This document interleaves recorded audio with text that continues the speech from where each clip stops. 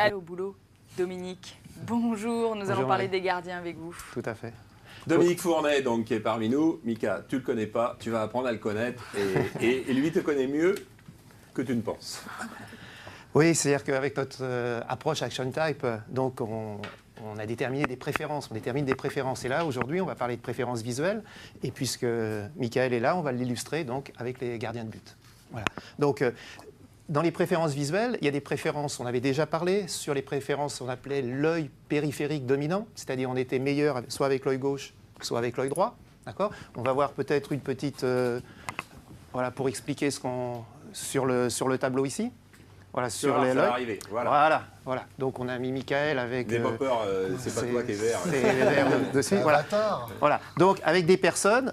Comme je suppose, Michael qui ont une préférence visuelle plutôt sur le champ gauche, et puis des personnes, comme Marie, par exemple, qui ont une préférence visuelle plutôt sur le champ droit. C'est pas mieux, c'est pas moins bien, mais voilà, on est né comme ça, c'est comme ça. Ça, c'est la première des choses. Alors, des gens nous ont demandé pourquoi, comment on peut devenir ça. Souvent, c'est en écrivant. Quand on voit Smaïl qui écrit au tableau avec sa main gauche, vous voyez toujours sa tête qui est orientée dans ce sens-là, puisqu'il a une préférence visuelle à gauche. Donc d'autres personnes ont à droite, mais l'écriture est une motricité, donc ça nous permet de déterminer, Action Type met des tests bien plus précis que ça bien sûr, mais voilà, chez soi on peut essayer de regarder, est-ce que j'écris mieux en mettant mon œil gauche ou mon œil droit, qu'est-ce qui est préférentiel.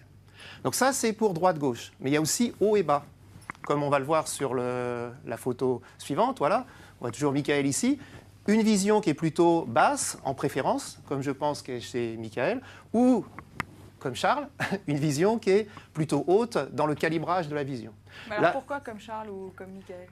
Parce que Charles, on a déjà déterminé un petit peu, et puis on a déjà travaillé ensemble, et voilà, et on le sait. Et moi, je regarde les sommets, toujours. Voilà. Et ce qui est intéressant... Pas moi, peut-être, alors. Et toi, tu regardes les ballons. Tu regardes l'infini, toi. Les observations que font Action Type se font sur des joueurs de haut niveau. Ça fait 3 fois que tu as placé le nom de ta société. C'est bon, j'ai tout dit. Parce qu'on m'a reproché des fois, mais bon. Voilà, donc dessus, et donc avec des joueurs de haut niveau, forcément, s'ils sont très performants, ils vont dans leurs préférences. C'est pour ça qu'ils sont forts. Et d'ailleurs, le coaching qu'on doit faire, c'est d'aller toujours sur ses préférences. C'est là où on est le meilleur, c'est là où on est le plus rapide.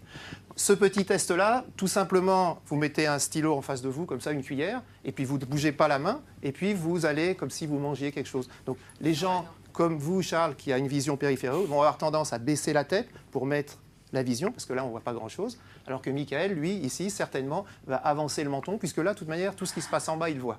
C'est toujours difficile de, par rapport à sa préférence, penser que l'autre peut voir ça. Je l'ai trahi avec son tout à l'heure, t'as vu Tu avais vu la faute. Il l'avait vu dessus. Donc ça nous donne quoi? Ça nous donne chez tout le monde, et chez Michael en particulier, on va voir sur la photo suivante, un cadran, 4 possibilités. D'accord? Vision haute, vision basse, droite et gauche. Donc, je suppose que Michael, en temps en vision basse et sur le côté gauche, sera meilleur sur des arrêts à gauche ici que sur une balle haute arrivant sur le cadran droit. Voilà ce que l'on peut dire dessus.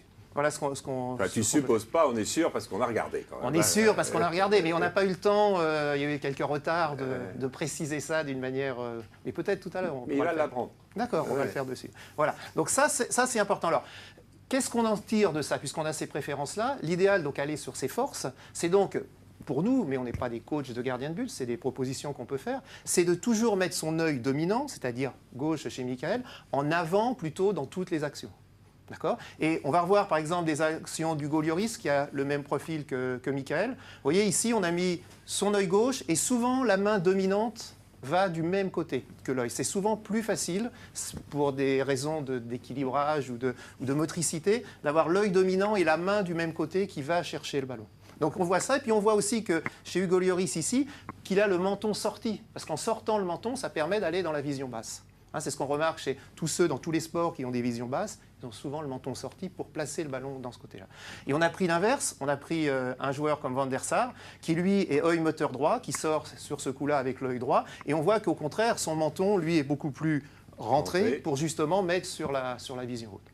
Et puis on a pris une dernière action, le but que Hugo Lloris, alors c'est toujours difficile des gardiens parce qu'on voit souvent des buts, on les voit dessus, mais là, le but d'Hugo Lloris, qui a un œil moteur gauche, on va le revoir au ralenti, vous voyez, il part de ce côté-là, et comme disait Michael tout à l'heure, avec le ballon arrive dans le cadre supérieur droit, donc beaucoup plus difficile, archaïquement, naturellement, d'avoir un réflexe sur ce côté-là.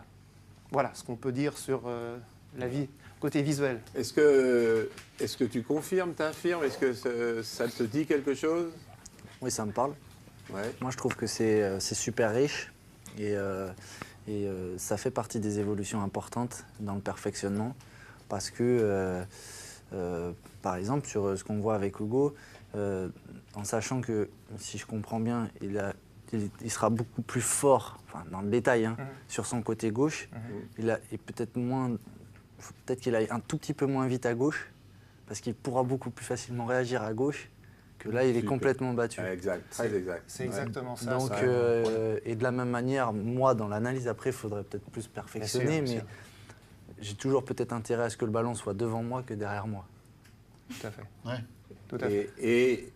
Et sur les 2 ou 3 grosses erreurs que tu as commises dans ta vie, sont sur ces domaines-là. Voilà, sont exactement, souviens-toi de la balle au parc, ouais, contre en l'air comme ça, qui est derrière toi.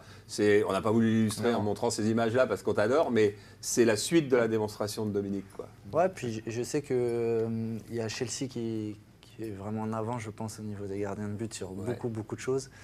Et ils font énormément de tests. Voilà. Ils ont créé aussi un truc avec des points, avec des choses pour travailler. On en a parlé avec l'entraîneur des gardiens qui vient de temps en temps. Oli Chiron, c'est l'entraîneur de Chelsea. Voilà. On en a parlé un petit peu. C'est celui qui m'a formé à Nantes. Et c'est lui qui t'a formé à Nantes en plus. Donc, pour moi, j'en connais depuis 15 ans et ça n'a pas été un professionnel. Mais pour moi, c'est la référence mondiale à travers les échanges de tout ce que je peux plus faire en tant que gardien de but. Il sera fier d'entendre ça. Fier, bon après les gens vont dire c'est facile, il t'a formé. Mais je pense que... T'es pas devenu un mauvais gardien non plus. Non.